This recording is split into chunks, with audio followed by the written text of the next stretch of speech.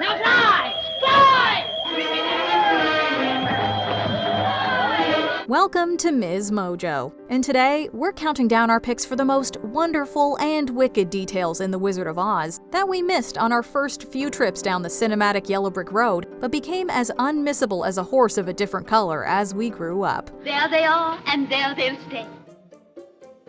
Number 20. Professor Marvel tricks Dorothy into going home. Dorothy and Toto run off before Miss Gulch realizes Toto's escaped, and they soon stumble upon Professor Marvel, where Toto wastes no time making himself at home. Toto, that's not polite. We haven't been asked yet. Oh, he's perfectly welcome.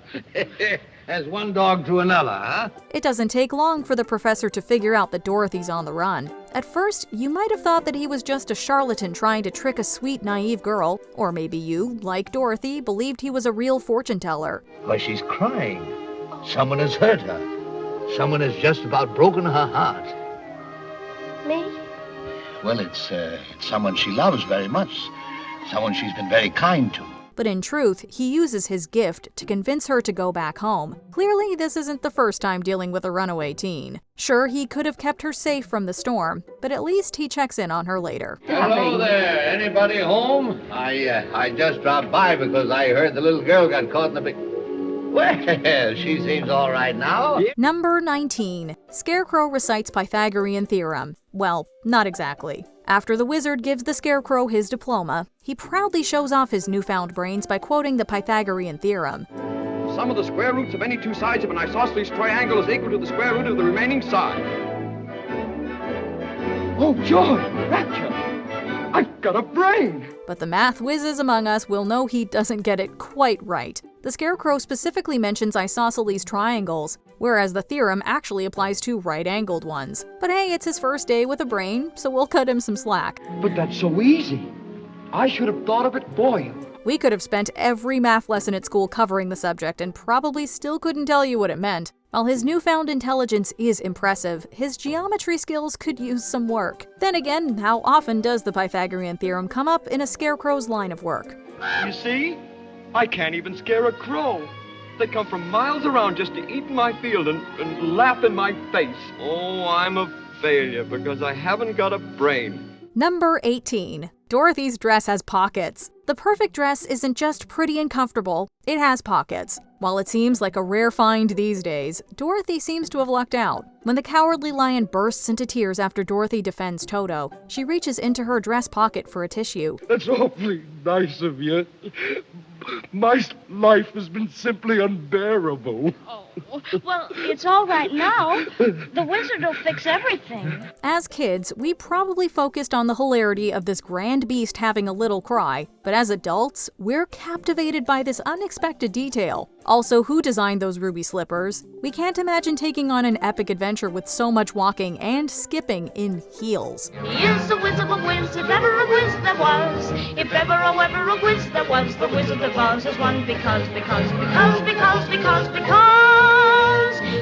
the wonderful things he does. And while we're at it, does Oz's magic also let your hair unexpectedly change length? That would save a fortune on haircuts. My, people come and go so quickly here. Number 17. Where does the red brick road lead? Before Glinda and Dorothy part ways in Munchkinland, the Good Witch advises Dorothy to follow the yellow brick road to reach the Emerald City and find the wizard.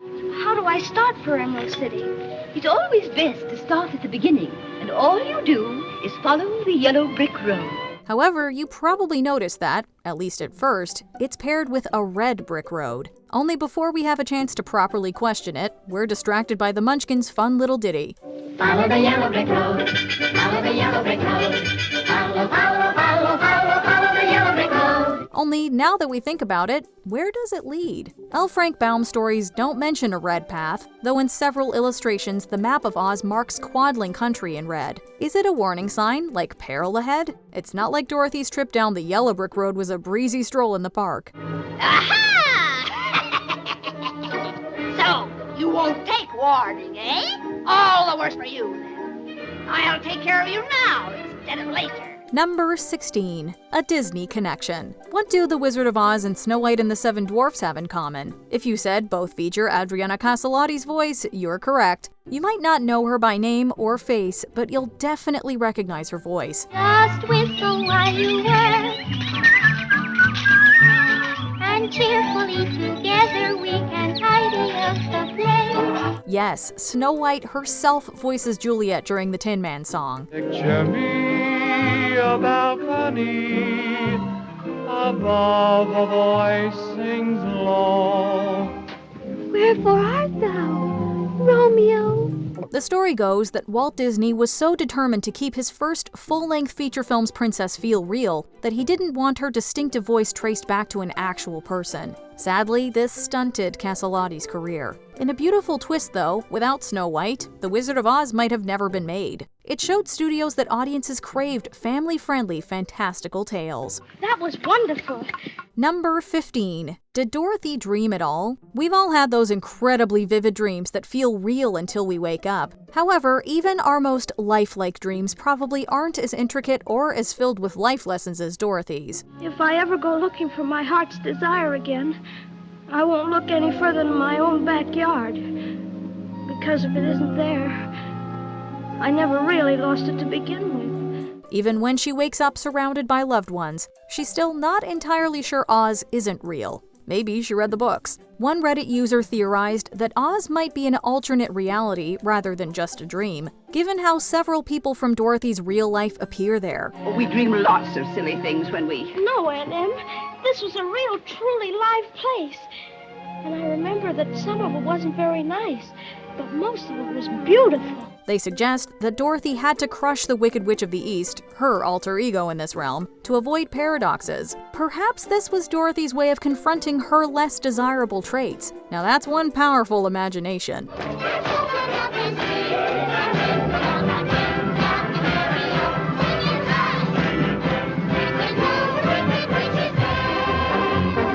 Number 14. There are loads of very quotable life lessons. As we said, Dorothy learned some valuable lessons in Oz, but as you grow up, you realize the movie offers even more profound moments for the audience to learn from too. For example, Some people without brains do an awful lot of talking, don't they? hits especially hard with age. The Wizard of Oz did try to warn us. You might also find yourself agreeing that That a heart is not judged by how much you love, but by how much you are loved by others. it even gave us a great message for life's darker periods. As the gang wanders through the dark and creepy forest, Scarecrow notes that, No, but I think it'll get darker before it gets lighter. which is often a true reflection of reality. Decades later, there's still no place like The Wizard of Oz for those timeless takeaways. What have you learned, Dorothy?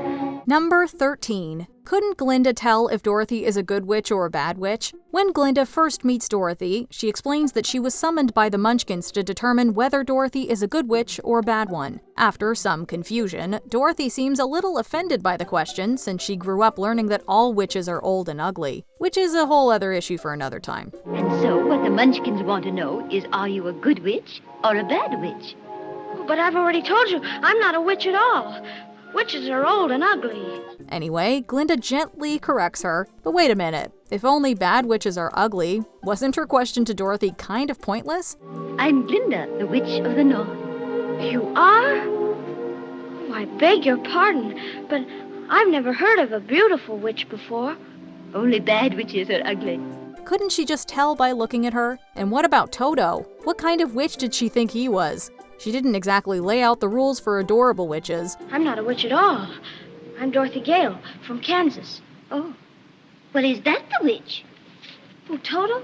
Toto's my dog. Number 12. The Horse of a Different Color. After Dorothy and her friends arrive at the Emerald City, they ask a local cabbie to take them to see the wizard. Cabby! Cabby! Just what you're looking for. Take you any place in the city, we does. Would you take us to see the wizard? The wizard? The wizard? I can't. Where? Yes, of course. As they hop on board, Dorothy notices something unusual about the horse pulling their carriage. It changes color. As kids, the idea of a magical color-changing horse was mind-blowing. I've never seen a horse like that before. No, and never will again, I fancy. There's only one of him, and he's it. He's the horse of a different color you've heard tell about. What we probably didn't realize, though, is that a horse of a different color is also an idiom. That means something completely different or unrelated. While there might not be a direct connection, this horse definitely lives up to the phrase. Oh, and if you're wondering how they pulled off the effect, apparently, contrary to popular belief, it was vegetable dye. Jolly good fun! Ha ha ha! Ho ho ho! And a couple of tra-la-las. That's how we laugh a day away in the merry old land of Oz. Number 11. The Jitterbug. Apparently, during initial previews, producers felt the movie was too long and made some cuts, including the Jitterbug scene. In it, the witch sends bugs to make Dorothy and her friends dance until they drop. Spooks, I do believe in spooks. I do believe in spooks. I do. You'll believe in more than that before I finish with you.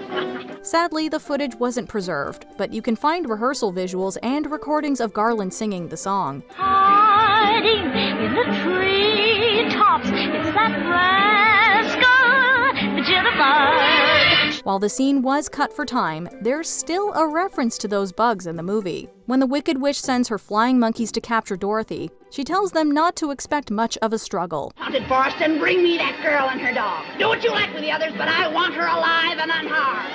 They'll give you no trouble, I promise you that.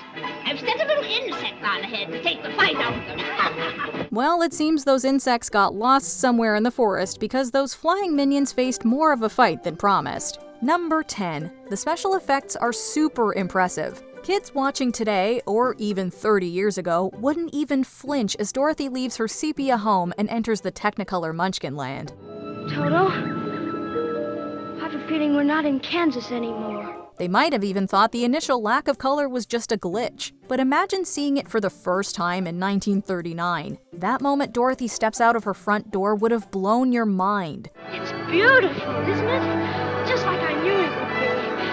He really must be a wonderful wizard to live in a city like that. The movie was one of the frontrunners in special effects innovation, using cutting-edge technology to bring L. Frank Baum's fantastic world to life. Apparently, it was a long process that posed plenty of challenges. However, it played a crucial role in making The Wizard of Oz an iconic piece of cinema history. She brings you good news, or haven't you heard? When she fell out of Kansas, a miracle occurred. Number 9. Where are Dorothy's parents? When we first meet Dorothy Gale, she's pretty happy living on a farm with her Uncle Henry and Aunt Em. Come on, we'll go tell Uncle Henry and Auntie Em. Still, we can't help but wonder where her parents are. They're never mentioned in the film, so for all we know, they could be anywhere from chasing their own rainbows to no longer around. If you've read the books, you might remember that at one point, it's briefly mentioned that Dorothy's mother passed away. Still, neither the book nor the movie truly delves into how Dorothy came to live with her aunt and uncle.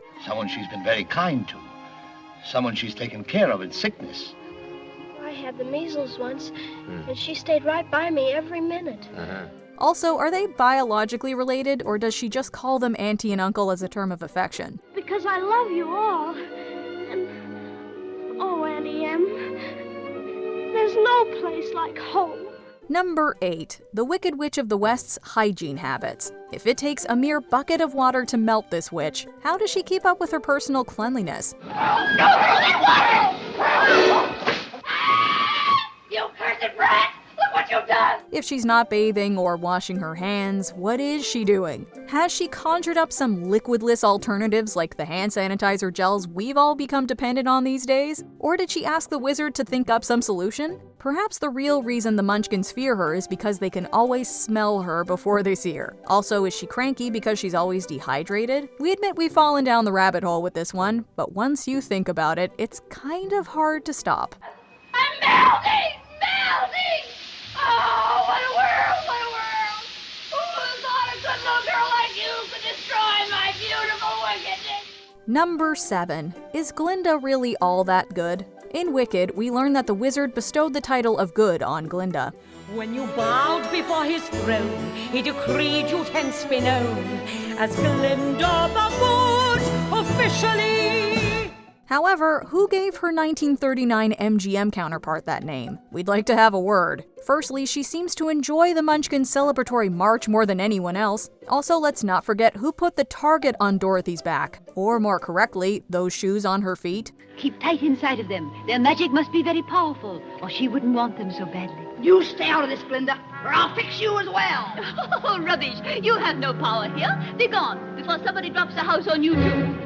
She probably made Dorothy's trip to the Emerald City that much harder. Also, if she could help Dorothy get home, was that whole she had to learn it for herself thing really necessary?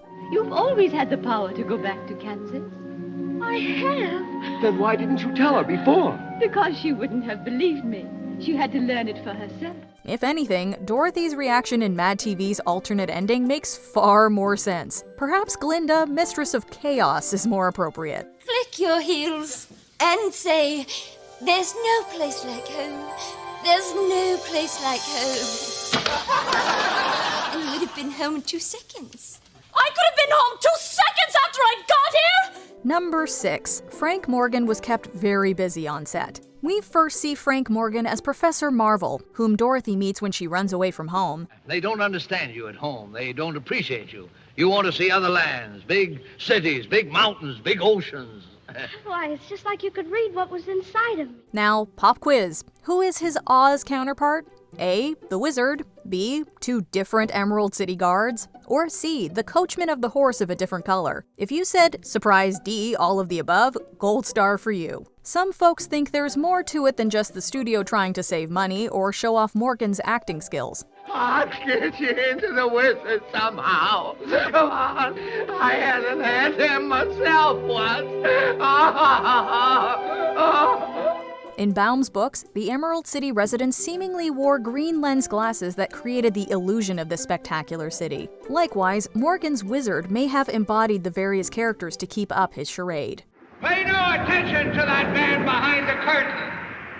The great Oz has spoken. Number 5. Fly, fly, my pretties. Remember that scene where the Wicked Witch sends her flying monkeys to capture Dorothy? Take your army to the haunted forest and bring me that girl and her dog. Do what you like with the others, but I want her alive and unharmed. They'll give you no trouble, I promise you that. Of course you do. Those flying monkeys have fueled kids' nightmares for generations. Now, do you remember what she says as they fly by her window? Did you say, fly, my pretties? Sorry to break it to you, but you've been had by the Mandela effect. Don't believe us? Listen again. Now fly! Fly!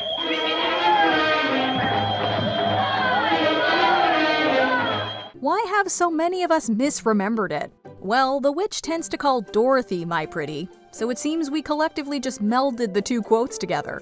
It's not the only misremembered line either. Next time you watch, see if you can hear any others. Here, we'll get you started. But it wasn't a dream. It was a place. And you, and you, and you, and you were there. Oh, But you couldn't have been, could you? Number 4. Does Miss Gulch ever come back for Toto? The movie opens with Dorothy and Toto catching the ire of the local shrew, Miss Gulch. She isn't coming yet, Toto. Did she hurt you? She tried to, didn't she? Come on, we'll go tell Uncle Henry and Auntie Em. Come on. However, Toto manages to escape. Then there's the twister and so on. Fast forward to the end, Dorothy wakes up thinking she's been away for days. Only it seems not even 1 day has passed. That's one powerful subconscious. But I did leave you, Uncle Henry. That's just the trouble. And I tried to get back for days and days. There, lie quiet now. You just had a bad dream. Anyway, given how things were left with Miss Gulch, wouldn't she come back for Toto when she realized he'd escaped? Dorothy's guardians had obeyed the sheriff's order the first time. We can't go against the law, Dorothy. I'm afraid poor Toto will have to go. Now you're seeing reason. Here's what I'm taking him in.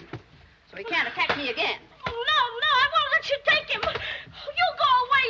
Oh, I'll bite you myself. Dorothy. Imagine if Dorothy woke up from her dream to find her beloved pet gone. Perhaps Miss Gulch did return, but this time, Aunt Em really let her have it.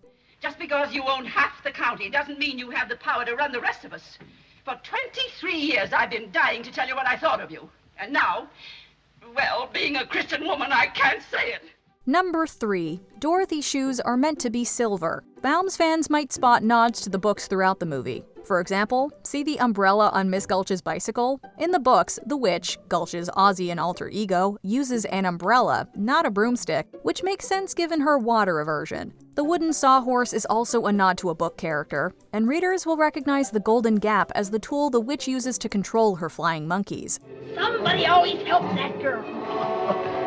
But shoes or no shoes, I'm still great enough to conquer her. And woe to those who try to stop her. However, one significant change stands out: Dorothy's shoes. In the books, they're silver, but this famous pair clearly aren't. Well, if you'd invested in the latest Technicolor movie tech, wouldn't you want to make those shoes shine? When I gain those ruby slippers, my power will be the greatest in Oz.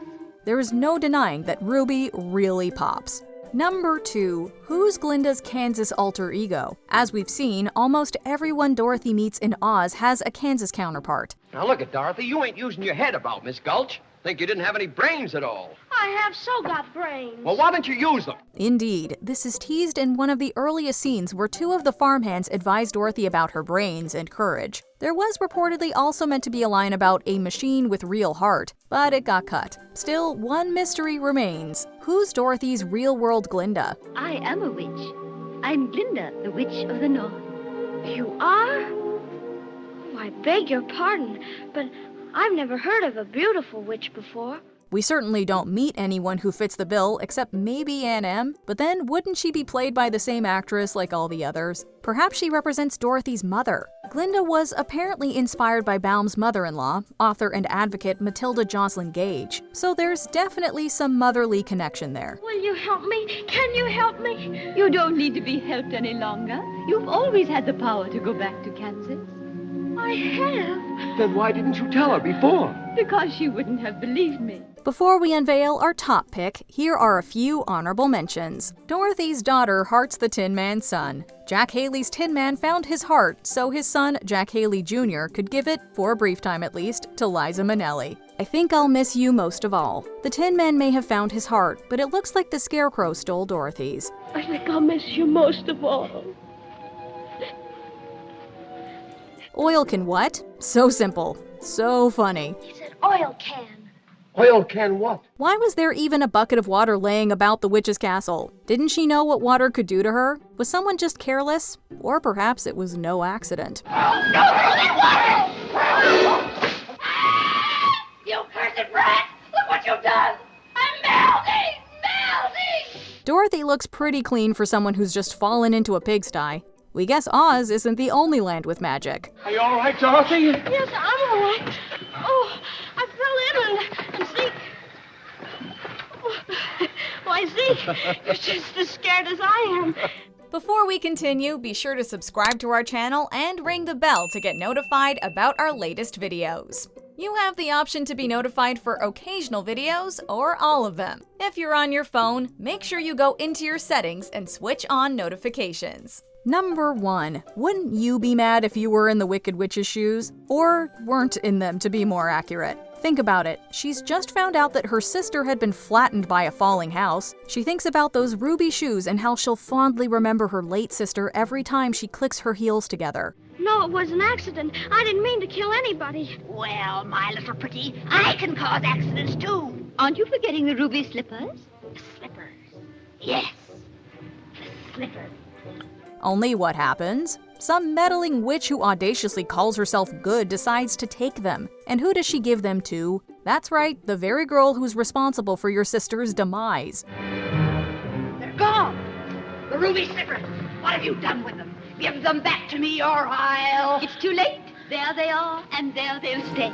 Sure, it wasn't deliberate, but that's neither here nor there right now. We're not denying that this witch truly is wicked, but come on, don't tell us you wouldn't be mad too. Take special care of those ruby slippers. I want those most of all. Did you catch any Wizard of Oz details that only stood out once you were older? Drop down into the comment section like a house in Munchkinland and share them with us. No, she had to find it out for herself.